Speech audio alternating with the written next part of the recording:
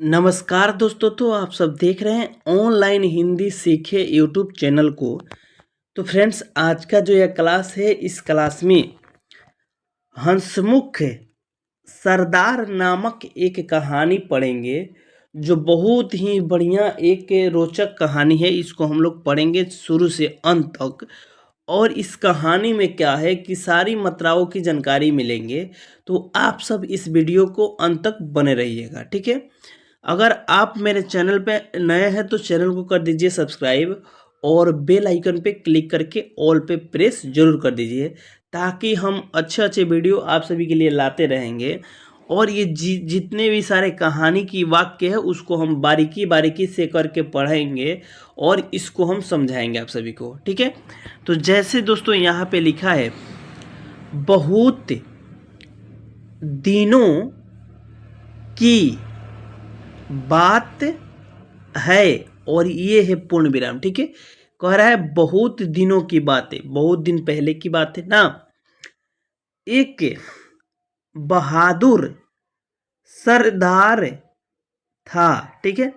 एक बहादुर सरदार था। क्या था? तो एक बहादुर सरदार था।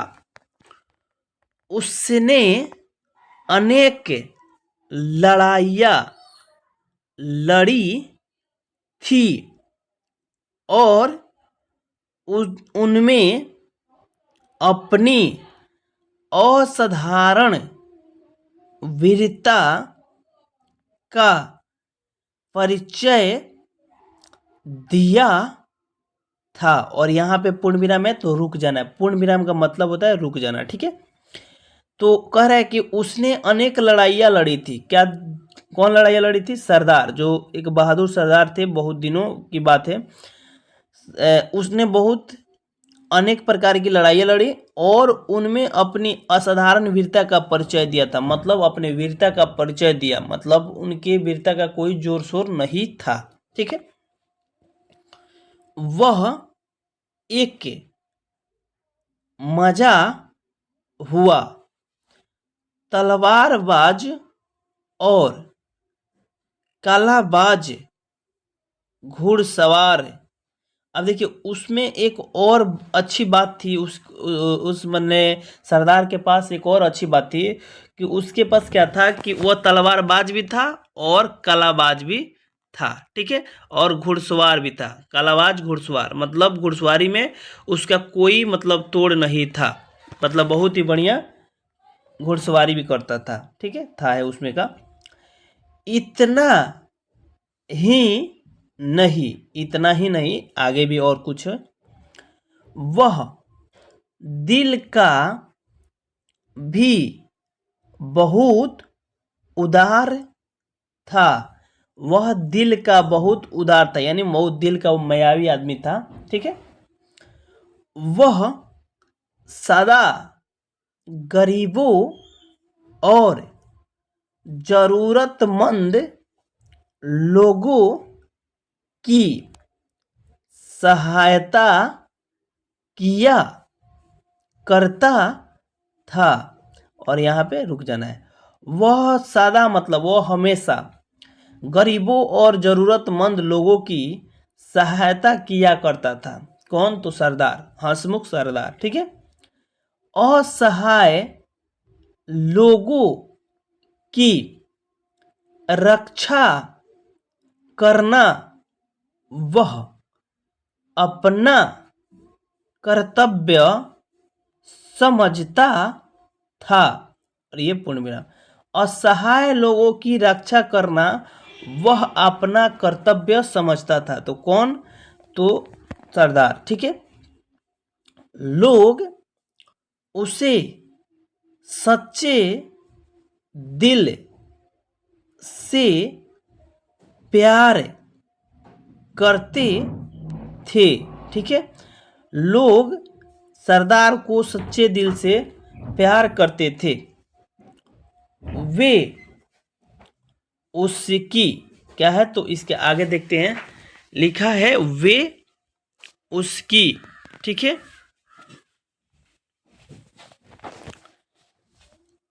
अच्छाइयों का गुणगान करते और उसका बहुत सम्मान करते थे। अब देखिए, बहुत जो लोग थे वे उसकी अच्छाइयों का गुणगान करते थे और उसका सम्मान भी करते थे, ठीक है। पर इस सरदार के बारे में एक रहस्य की बात थी।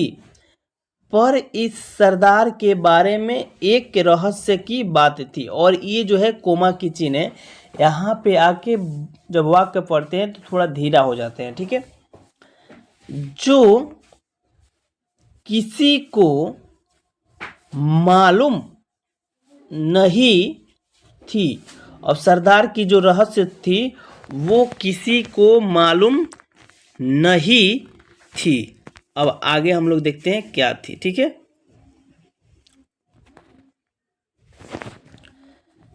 यहाँ तक कि उसके घनिष्ठ मित्रों तक को भी इसका पता नहीं था। अब देखिए, यहाँ तक उसके घनिष्ठ मित्रों तक को भी इसका पता नहीं था। सरदार बिल्कुल गंजा था। सरकार क्या था? सरदार बिल्कुल गंजा था। गंजा मतलब वो टकला था, ठीक है। क्या था? टकला। अपने गंजेपन को छिपाने के लिए वह बालों की टोपी पहना करता था। वह जो सरदार था वह गंजापन था, वो अपना गंजापन छिपाने के लिए टोपी पहना करता था। क्या पहना करता था? टोपी। और बालों की टोपी, एक आता है बाल की टोपी सर में लगाने वाला, वही। यह टोपी उसके सिर पर इस प्रकार बैठ जाती थी कि उसके गंजेपन के यह टोपी उसके सिर पर इस प्रकार बैठ जाती थी कि उसके गंजेपन के आगे क्या करे देख लेते हैं। उसके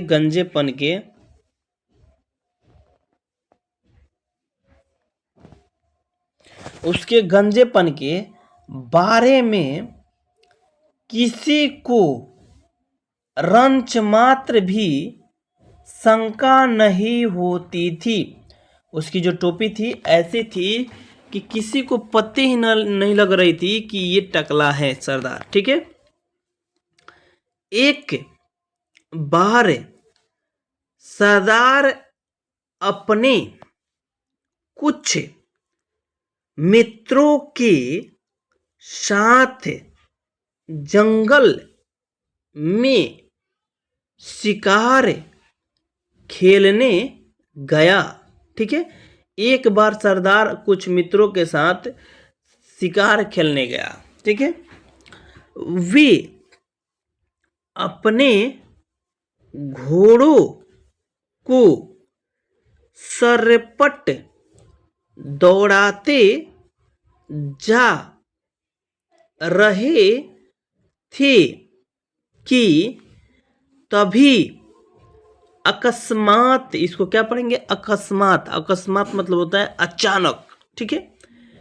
बड़े जोरों की आंधी आई और सरदार की बालों की टोपी उड़कर, अब देखिए इसका क्या कर रहा है, वे अपने घोड़ों को सरपट से दौड़ाते जा रहा था जंगल की तरफ, और जंगल में अचानक आंधी आई, यानी अकस्मात आंधी आई, और सरदार की बालों की टोपी, सरदार की बालों की टोपी दूर जा गिरी, और दूर जा गिरी। सरदार के गंजेपन का रहस्य खुल गया।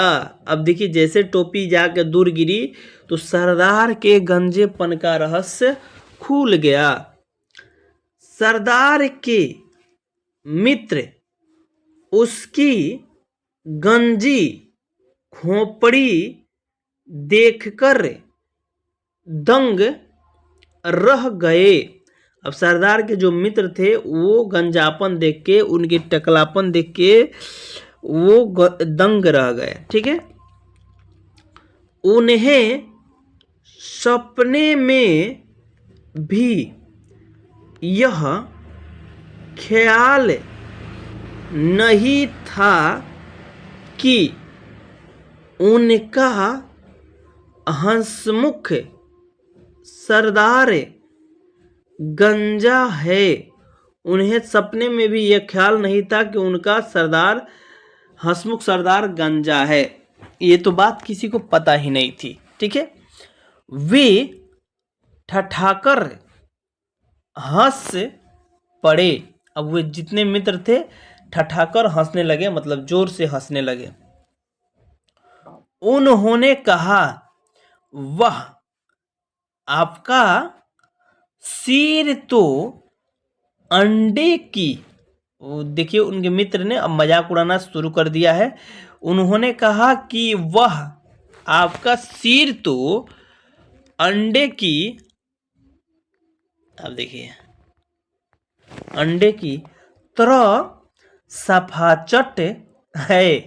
अब देखिए वो कह रहा है सब कि सरदार को कि आपका जो सिर है अंडे की तरह सफाचट है, मतलब प्लेन है। ठीक है, आप हमेशा अपने आप को जवान साबित करते रहें और हमें बेवकूफ बनाते रहें। ठीक है, ये विसंवादी बोधक का चिन्ह है। ठीक है, आप हमेशा अपने आप को जवान साबित करते रहे और हमें बेवकूफ बनाते रहे। ठीक है, हाँ, अब देखिए सरदार बोल रहे हैं, हाँ, मैं हमेशा अपना गंजापन छिपाने का प्रयास करता रहा। कह रहा है कि हाँ, हमेशा मैं अपना गंजेपन छिपाने का प्रयास करता रहा, पर मुझे मालूम था कि एक दिन मेरा यह राज खोलकर रहेगा। पर मुझे यह मालूम था कि एक दिन मेरा यह राज खुलकर रहेगा। कौन बोल रहे हैं? तो राजा। ठीक है, जब मेरे अपने, अब क्या है, तो जब मेरे अपने, अब आगे बढ़ते हैं,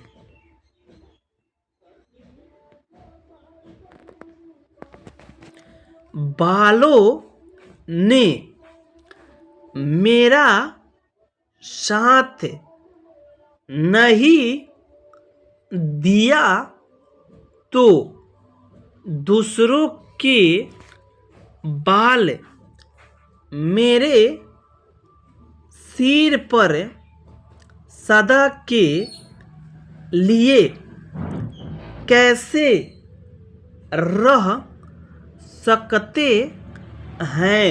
कह रहे हैं अब सरदार मायूस होकर कि मेरे बालों ने मेरा साथ नहीं दिया तो दूसरे के बाल मेरे सिर पर सदा कैसे रह सकते हैं।